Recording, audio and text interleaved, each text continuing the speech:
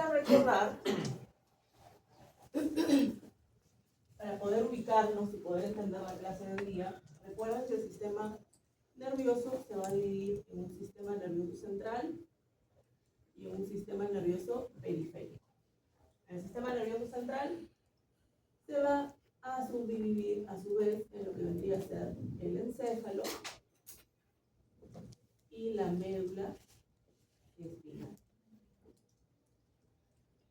Y el sistema nervioso periférico se va a dividir en sistema nervioso somático y sistema nervioso autónomo. ¿Okay? Entonces eso es para poder ubicarnos en toda nuestra clase de hoy. Y es lo que tenemos aquí en esta imagen, que, bueno, ya la agradezco un poco, donde nos muestra esa división: sistema nervioso central, sistema nervioso periférico. El sistema nervioso central va a estar dividido, como habíamos visto, el encéfalo, ¿no?, o cerebro, y la médula espinal. En el caso del encéfalo, ustedes recordarán por anatomía que se va a dividir en un encéfalo anterior, un encéfalo medio o cerebro medio, y un encéfalo posterior o cerebro posterior, en el cual podemos seguir subdividiéndolo, ¿no? En el caso del encéfalo anterior, se va a dividir en lo que sería el telencéfalo y el diencéfalo. En el telencéfalo vamos a encontrar a la corteza, ¿sí?, donde vamos a tener una corteza sensitiva, una corteza motora, vamos a encontrar a los ganglios basales, ¿sí? Vamos a encontrar el sistema límbico implicado en lo que vendrían a ser las emociones, por ejemplo, y el comportamiento. Luego tenemos el diencéfalo, donde vamos a encontrar el tálamo, al hipotálamo, al subtálamo, al epitálamo, ¿sí? Todas esas estructuras las encontramos en el diencéfalo. Luego tenemos lo que sería el cerebro medio o encéfalo medio, el cual sirve como una especie de puente entre la porción anterior y posterior, y además se va a caracterizar por ser un centro integrador, justamente porque se va a encargar de esa comunicación a nivel del encéfalo. Luego tenemos lo que sería el encéfalo posterior, que se va a dividir en el cerebelo, ¿sí?, muy importante para la coordinación de los movimientos, el puente y la médula oblonga o bulborraquídea, donde se encuentran los centros vitales. Ahí vamos a encontrar el centro cardiovascular, centro respiratorio, centro emético o del vómito, centro de la rumia, centro del eructo, centro digestivo, etc. ¿Okay? Y luego ya tenemos el sistema nervioso periférico, que se va a dividir en somático, que va hacia los músculos esqueléticos, y finalmente lo que vendría a ser el sistema nervioso autónomo, con su división simpática y parasimpática. ¿Okay? Y todo esto lo vamos a ver el día de hoy.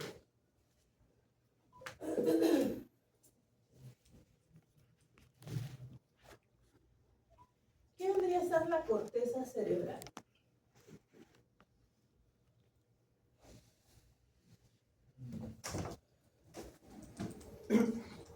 ¿Qué es la corteza cerebral? Es parte del sistema nervioso central, sí, formado por la sustancia gris. ¿Sí? Entonces aquí vamos a encontrar una gran cantidad de somas donde se va a procesar mucha información. Y para eso también, nuevamente por anatomía, ustedes recordarán que se va a dividir en lo que van a ser los lóbulos: lóbulo frontal, lóbulo piriforme, lóbulo parietal, lóbulo temporal y lóbulo occipital. A nivel del lóbulo frontal es muy importante porque es el que va a estar dando la principal vía de comunicación para que los músculos esqueléticos puedan ser ejecutados. ¿Sí? Va a permitir que se pueda procesar esa información para que se den los movimientos, pero además también está implicado en ciertas acciones, como por ejemplo la memoria, el aprendizaje, ¿no?, el desarrollo de habilidades. Por ejemplo, ahorita que ustedes me están escuchando, estamos notando, el lóbulo frontal está pero trabajando a full, ¿no?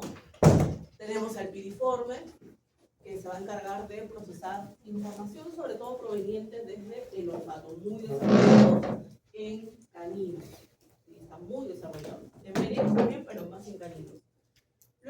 el lóbulo parietal, el cual se va a encargar de recibir señales de ciertos estímulos, ¿no? Que pueden ser relacionados a la temperatura, relacionados a la presión, relacionados al dolor, ¿sí? Señales de tipo nociceptivas.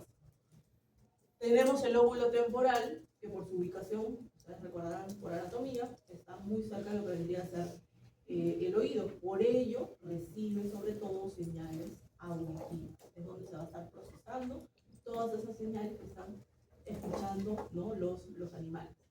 Y además, justamente porque está muy cerca al lóbulo parietal, puede presentar también el procesamiento de ciertos estímulos relacionados al dolor, a la presión, ¿no? Por su ubicación, pero sobre todo los de tipo auditivo. Y finalmente tenemos lo que vendría a ser el lóbulo occipital, ¿no? Sabemos que se encuentra en la parte posterior, el cual se caracteriza por recibir las señales de tipo óptica, es decir, todo lo que entra a través de la vista. Se va a procesar a ese nivel.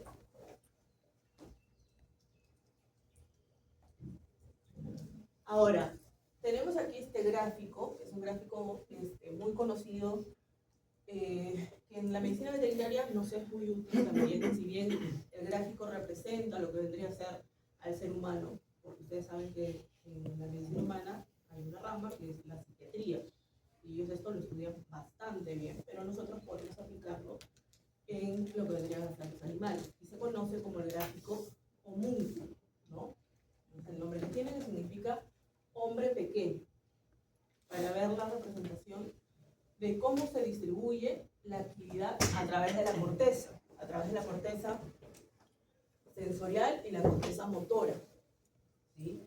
La corteza sensorial, la que está recibiendo muchos estímulos, ¿sí? Muchos estímulos provenientes de los sentidos, y en el caso de la corteza motora, procesando toda esa información para poder realizar movimientos. ¿Qué nos dice esto? Que en aquellas zonas donde se requiere una mayor actividad, una mayor inervación, lógicamente va a tener una mayor área, en lo que vendría a ser esta corteza, sobre todo la corteza motora, de mayor desarrollo. Por eso es que se ve como si tuviese aquí una especie de cara deforme, ¿no? Una mano muy grande. ¿Por qué? Porque el rostro, en el caso del ser humano, realiza muchos movimientos, ¿sí? Muchos movimientos que requieren de una inervación mucho más detallada. O, por ejemplo, el poder tomar así, ¿no? El termo, la botella, el lapicero, el plumón, no sé. ¿Cómo podemos traspolarlo a la medicina veterinaria? Por ejemplo, en el caso de los caninos, el gráfico de la nariz estaría aquí enorme. Acuérdense que en el caso de los perros tienen muy desarrollado el olfato.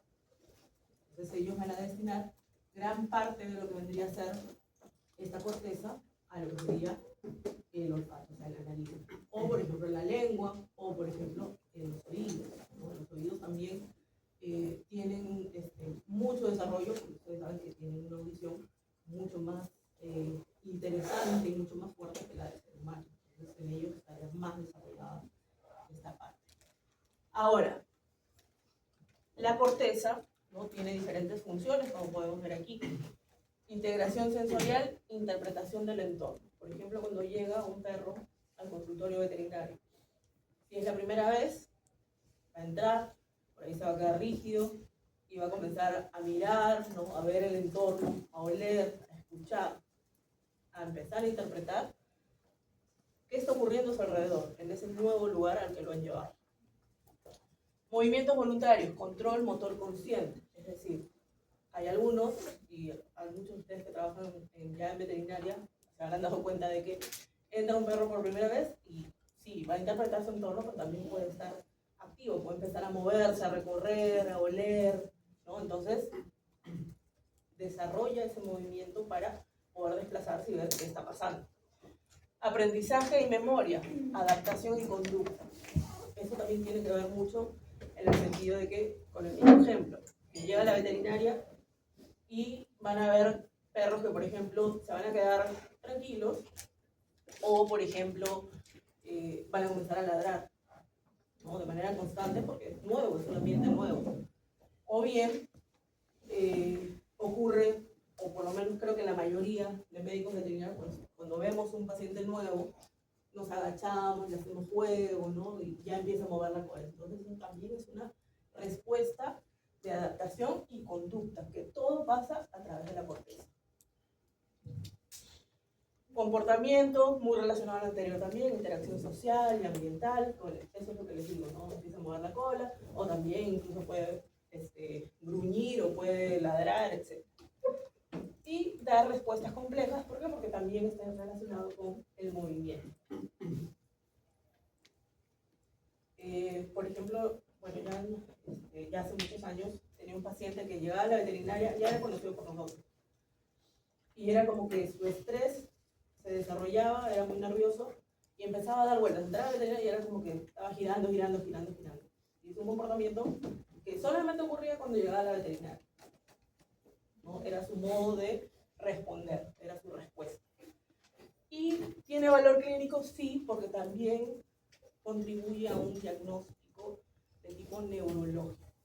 Ustedes, no en fisiología, pero sí en otros cursos, van a comenzar a aprender a hacer algunos exámenes, algunos estudios neurológicos simples para poder interpretar si es que podría haber alguna lesión a nivel de la corteza. ¿Sí? Eso lo van a ver en su video.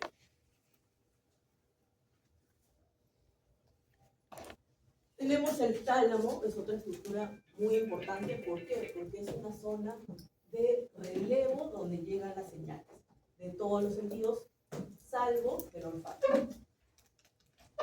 Porque las del olfato llegan a nivel de lo que sería el encéfalo, pero la vista, el gusto, la audición, el tacto, la presión, llega al tálamo. Sí o sí va a llegar al tálamo, en donde vamos a tener un tálamo dorsal y un tálamo ventral, en los cuales principalmente lo que vamos a estar viendo es que a nivel del tálamo dorsal se va a estar transmitiendo las señales, es donde se está dando ese relevo de las señales para poder procesar.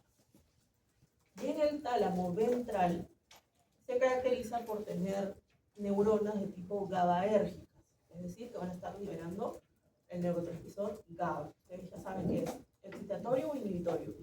Inhibitorio.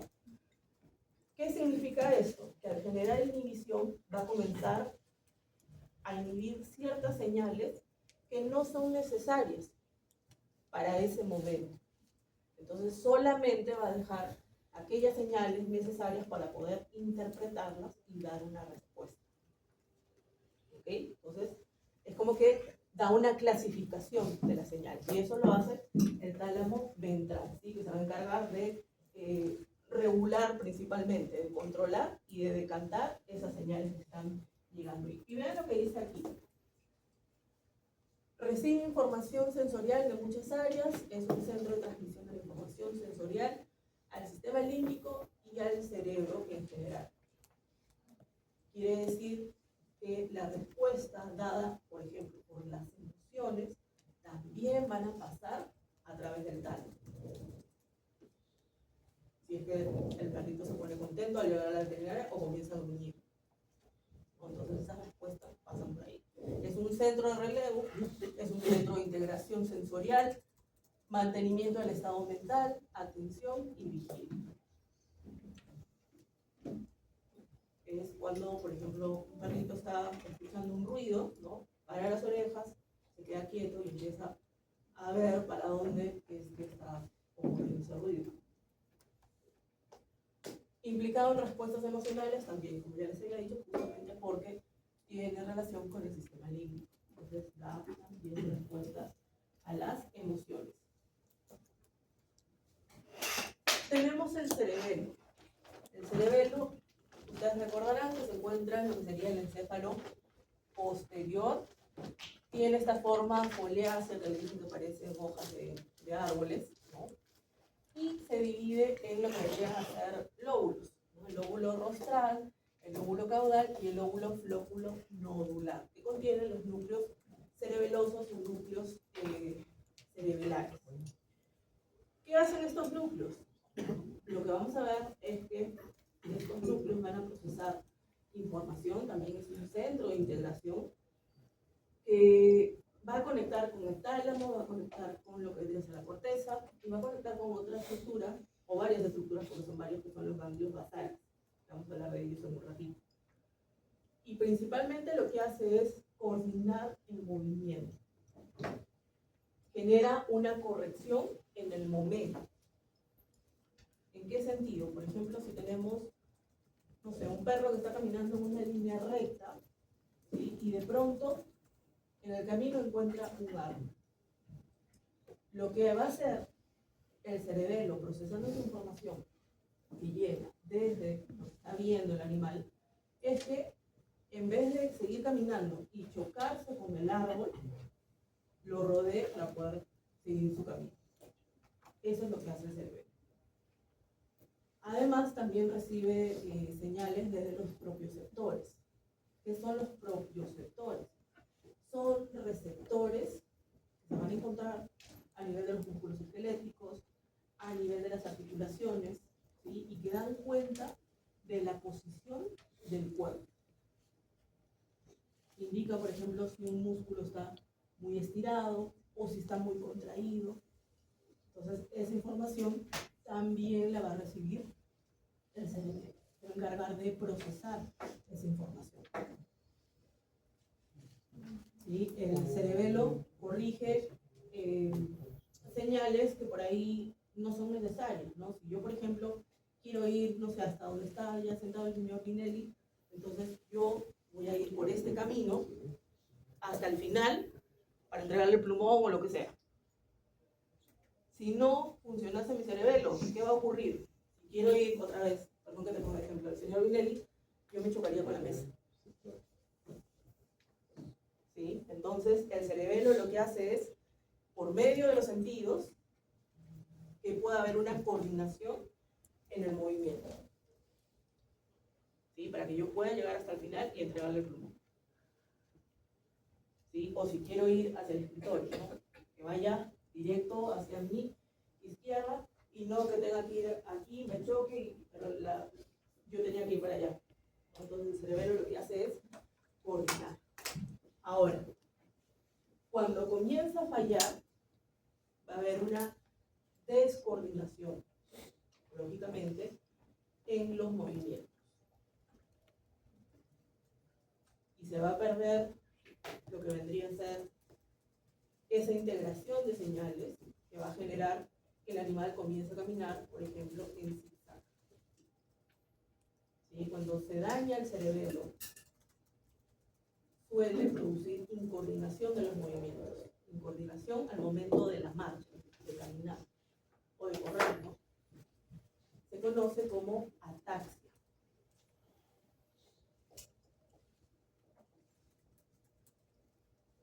Ataxia cerebelar o ataxia cerebelosa. Incoordinación para caminar. O puede ocurrir también una dismetría. ¿Qué significa dismetría? Que al caminar no mide la distancia de los objetos. Entonces, ¿qué pasa? Que camina y se va a chocar con la mesa, o se va a chocar con la pared, o con la puerta. ¿Sí? ¿Pregunta? ¿No? Entonces, la información que llega al cerebelo es muy importante porque va a permitir la coordinación, el balance del cuerpo y la postura. Es lo que permite también que se pueda caminar erguido, que se pueda subir o bajar las escaleras, ¿sí? Vamos a ver cómo está esto. Vean aquí, está relacionado con la postura, el equilibrio del cuerpo, centro integrador de los movimientos uniformes, coordinados, voluntarios. Si quiero ir a la puerta, entonces, por medio de la vista, sé que tengo que ir por este camino. Recibe impulsos de propioceptores, receptores del tacto, visión, audición, así como de la corteza motora, como les dije. Todo está relacionado. Corteza motora, tálamo, cerebelo, ganglios basales. ¿Sí? Ahora, vean que dice, envía a la corteza motora señales de inhibición. Y es justamente lo que va a permitir que al momento de que yo quiera ir hacia el final del salón no me choque con la mesa, porque se van a inhibir aquellos elementos que no son necesarios para poder llevar a cabo la acción. Y para los que están llevando histología, no sé si ya han visto las capas de lo que vendría a ser el cerebelo, que tenemos tres capas. La capa granular, la de las fibras de Purkinje y la molecular. ¿Sí? Entonces, en este caso, lo que vamos a ver es que la capa más interna, ¿no? La capa granular, lo que hace es transmitir las señales que le llegan a través de unas fibras, que se conocen como las fibras musgosas, ¿sí? De musgo, musgosas. Es la que le llega a modo de aferencia, por así decirlo. Entonces, de esta capa granular va a pasar a la siguiente capa, que es la capa de las fibras de Purkinje, la cual también se caracteriza por poseer neuronas de tipo GABAérgicas, justamente para poder eliminar aquellas señales que no son necesarias, ¿no? Las inhibe totalmente. Y lógicamente las transmite ya a la tercera capa, que es nuestra capa molecular, que ya procesó la información y ahora es momento de enviarla hacia dónde, hacia los músculos esqueléticos. Tenemos aquí lo que vendrían a ser los ganglios basales, en donde podemos ver que son varias estructuras nerviosas. Ustedes recordarán, no sé si por histología o por anatomía, no sé dónde lo ven, la sustancia negra, el núcleo subtalámico, el globo pálido, el núcleo estriado, que se divide en lo que vendría a ser el putamen, y el núcleo caudado. ¿Sí? Tienen una función también de integrar muchas señales, ¿sí? Lo cual permite que se puedan dar movimientos más planificados, más organizados. Muchos autores señalan que su función es muy parecida a la del cerebelo, pero ¿cuál es la diferencia? Que las respuestas del cerebelo son mucho más rápidas, porque acuérdense que va a corregir en el momento, mientras que en el caso de lo que serían los ganglios basales, esto va a ser un poquito más lento. ¿Por qué? Porque se va a encargar de planificar, de iniciar, para que los movimientos sean, digamos, algo más ordenados, ¿no? Más organizados. Pero, algo muy importante, trabajan en conjunto, porque el balance entre estos dos sistemas, es decir, ganglios basales y el cerebelo, permite movimientos finos y organizados, lógicamente coordinados. ¿Verdad? Entonces, sí o sí van a trabajar en conjunto recibiendo esas señales y procesando. Ahora, a nivel de la médula espinal, ya yendo un poquito más hacia la parte posterior, acuérdense que tiene la famosa forma, que no sé cómo les están enseñando ustedes, de H, murciélago, mariposa, ¿sí? Donde tenemos una sustancia gris en la parte central y una sustancia blanca en lo que está rodeado, ¿correcto? Y tiene lo que vendrían a ser las astas dorsales, las astas ventrales, y también tiene las astas laterales, a través de las cuales, por ejemplo, de las astas dorsales van a ingresar las fibras sensitivas, ¿sí? Van a estar llegando las fibras aferentes, sensoriales o sensitivas, y a través de las vías, de las astas ventrales van a estar saliendo las vías motoras o eferentes, ¿no? Ustedes recordarán las que están llevando las respuestas, ¿sí? Ahora, tenemos lo que vendrían a ser los tractos. ¿Qué son tractos? ¿Qué son los tractos nerviosos?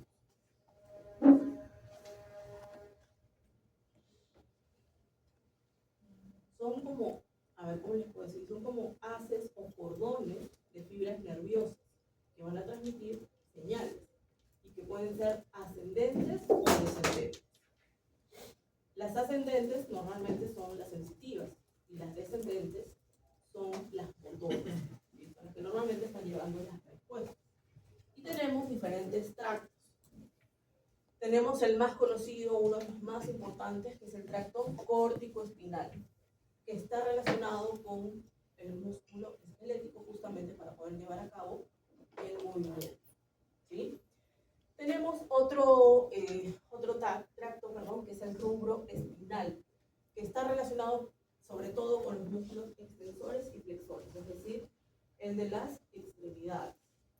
¿Sí? También contribuye a que pueda darse, por ejemplo, la marcha, que pueda caminar, que pueda correr, ¿sí?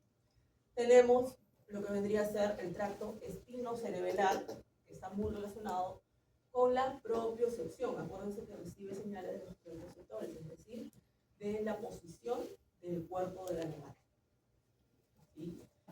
Tenemos el espino talámico, que está relacionado con lo que vendría a ser el dolor, con la temperatura, con señales de presión, ¿sí? Con señales nociceptoras, es decir, dolorosas, todas van a pasar a través del espino talámico, ¿no? Aquí y aquí. Luego tenemos el vestíbulo espinal, el tracto vestíbulo espinal, que está relacionado con lo que vendría a ser el balance del cuerpo y el oído interno. El oído interno es muy importante. Muchas veces nosotros tenemos pacientes con otitis, ¿no? Si llega un síndrome vestibular, el cual hace que el animal primero que sienta dolor y van a comenzar a ver ciertos signos, que va a comenzar a caminar de costado, de lado, va a doblar la cabeza, la va a mantener doblada porque el dolor es muy fuerte. Y además, al mantener la cabeza doblada, ya no va a poder coordinar bien los movimientos, porque se pierden. Ya esas señales no llegan de manera correcta hacia el cerebro. ¿Sí? Vean lo importante que es. Tenemos el tecto espinal. Este está relacionado con los movimientos rápidos. ¿Sí? Muchas veces implicado, por ejemplo, en lo que vendría a ser la huida, ¿no? Y tenemos finalmente al retículo espinal relacionado en salud con el movimiento ocular, el movimiento de los ojos. Es lo que permite que rápidamente podamos mirar de un lado a otro, ¿no? De derecha a izquierda o de izquierda a derecha, igual. Entonces tenemos estos tractos que pueden ser, nuevamente les digo, ascendentes o descendentes, transmitiendo señales, ¿no? Sensitivas o motoras.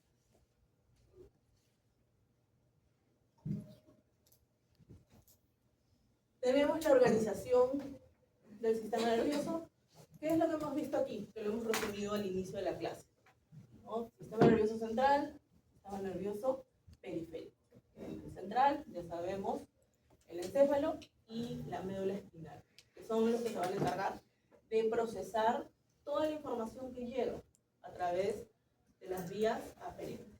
Procesan la información y la van a enviar por vías eferentes, correcto. Entonces, que forman parte del sistema nervioso periférico. Veamos, tenemos las neuronas sensitivas y las neuronas motoras, aferentes y eferentes. Ahora, en el caso de las motoras, ahí está la diferencia, porque tenemos las somáticas y tenemos las autónomas. Las somáticas, ustedes ya saben que va a llevar a los músculos esqueléticos, mientras que el autónomo va a llegar a lo que vendrían a ser músculo cardíaco y músculo liso, ¿no? A los órganos, ¿no? A las vísceras en general, a las glándulas, que lo vamos a ir viendo a lo largo de lo que vendría a ser nuestro ciclo, ¿no? Y además, recordar que el autónomo se va a dividir en simpático y parasimpático.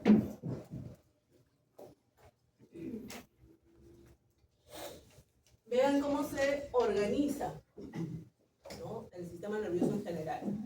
¿Qué es lo que hemos visto en la diapositiva anterior? En la cual, si ustedes se fijan, aquí tenemos un reflejo. Porque tenemos el entorno, que es el que nos va a dar el estímulo, que puede ser interno o externo. Ustedes pueden ver en su diapositiva.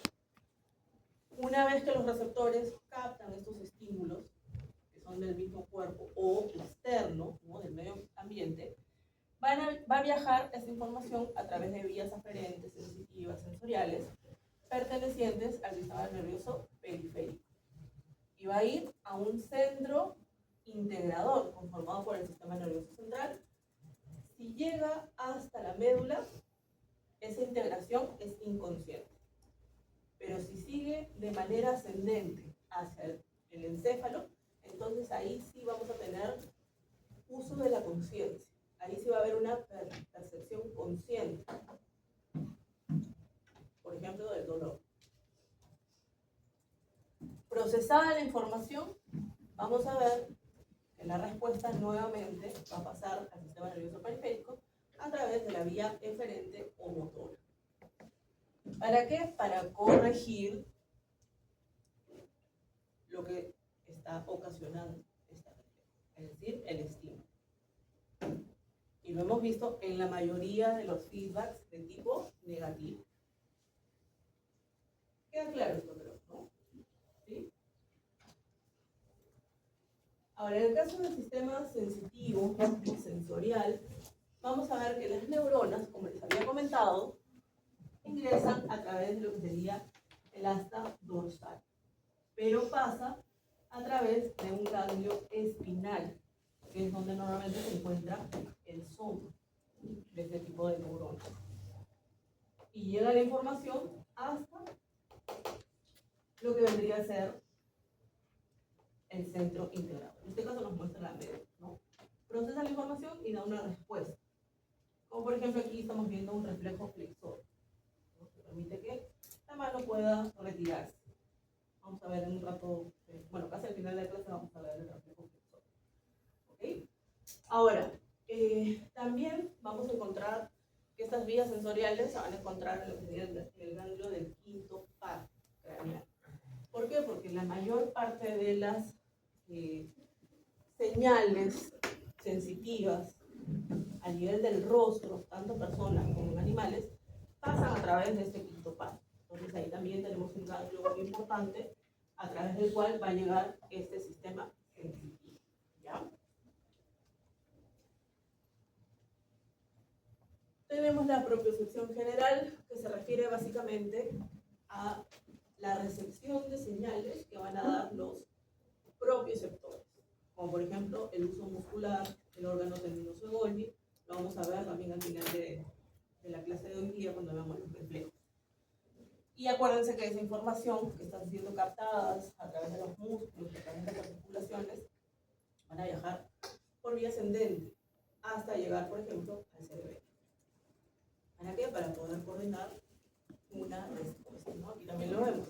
Las señales van a viajar por vía ascendente y van a llegar al tálamo, van a llegar a la corteza, van a llegar, bueno, no lo vemos aquí, pero también va a llegar a los ganglios basales y va a estar llegando también al cerebro, ¿no? Para que se puedan integrar. Ahora, en esa propiocepción general vamos a encontrar neuronas de primer orden y neuronas de segundo orden. A veces les preguntan en sus exposiciones si es que a alguien le toca sistema nervioso, ¿cuál es la diferencia entre las neuronas de primer orden y las neuronas de segundo orden? Las neuronas de primer orden son aquellas que llevan la información desde los receptores hasta la médula. ¿Sí? Del receptor hacia la médula.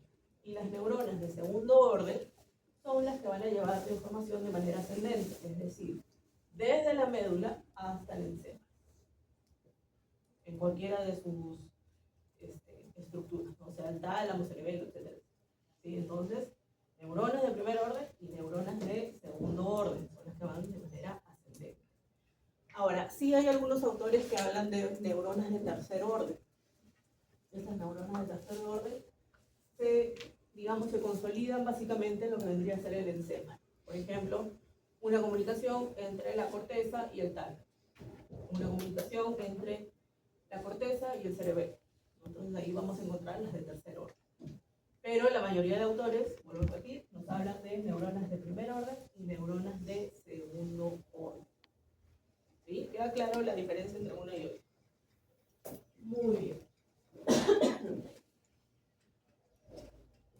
Tenemos los pasos en la sensación de dolor.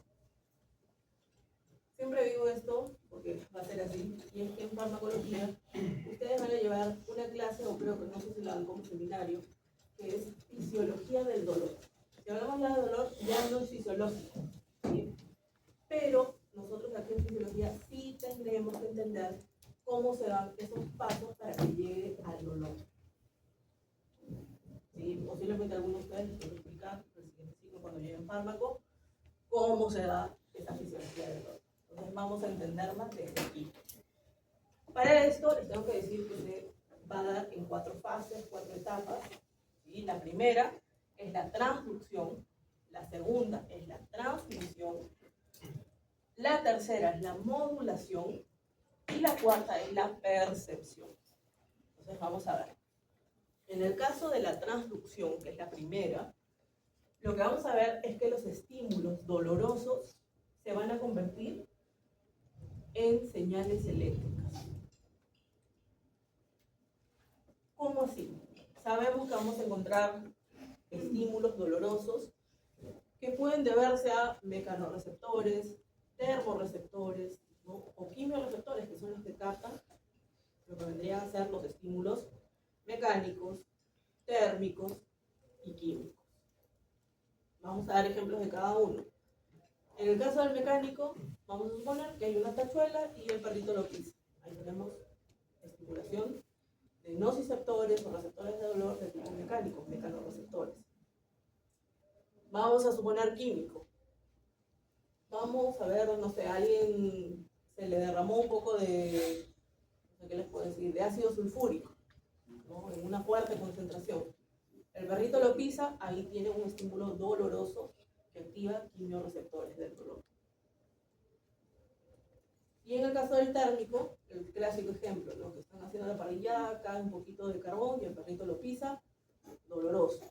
Térmico, pero doloroso. Entonces, estas señales se van a traducir en señales eléctricas una vez que tocan los receptores. ¿Para qué? Para que la información pueda pasar a la segunda etapa, que es la de transmisión. ¿Sí? Estas señales eléctricas, estos potenciales de acción que se han generado, comienzan a viajar ¿hacia dónde? Hacia el centro integrador. ¿Sí? Se transmite. ¿Para qué? Pues para que pueda haber nuestra tercera etapa, nuestra tercera fase, que es el de la modulación a nivel de la médula, en donde vamos a ver que puede haber una amplificación de esa señal, o bien puede inhibirse, puede suprimirse. ¿En qué sentido? Si es muy fuerte la señal, ¿sí? Si es muy fuerte, va a seguir de manera ascendente. Vamos a suponer, volviendo al ejemplo de la tachuela. ¿Saben lo que es tachuela? ¿Sí? Los chinchecitos, ya.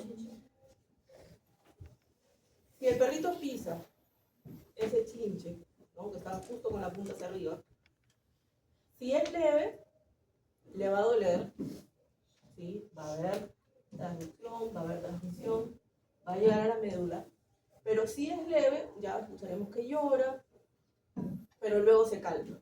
¿Por qué? Solamente lo pisó. Pero ¿qué pasa si lo pisa de manera más fuerte y queda incrustado?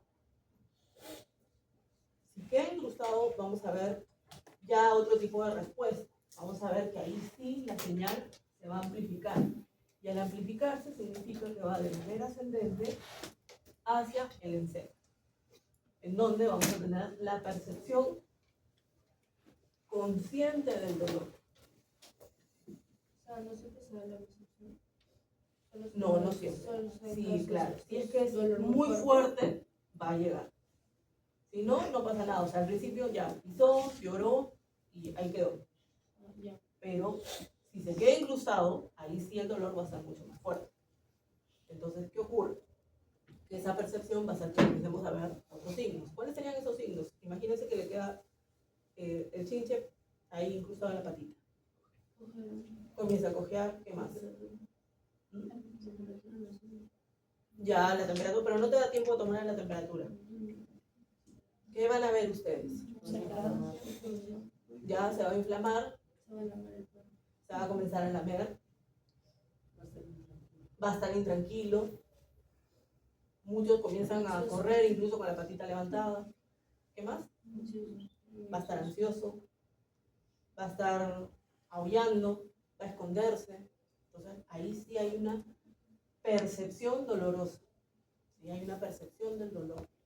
¿Por qué? Porque llegó al encéfalo.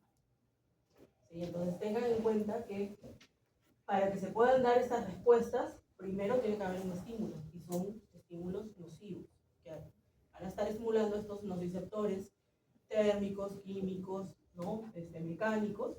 ¿Para qué? Para que se pueda traducir. Hay una transducción, se transmite, transmisión, va hasta la médula, modulación, se amplifica o se inhibe. ¿Sí? Puede ahí quedar y quedó ahí, ya está. Pero si se amplifica, acuérdense que va de manera ascendente hacia el encéfalo. ¿Para qué? Para que haya percepción consciente.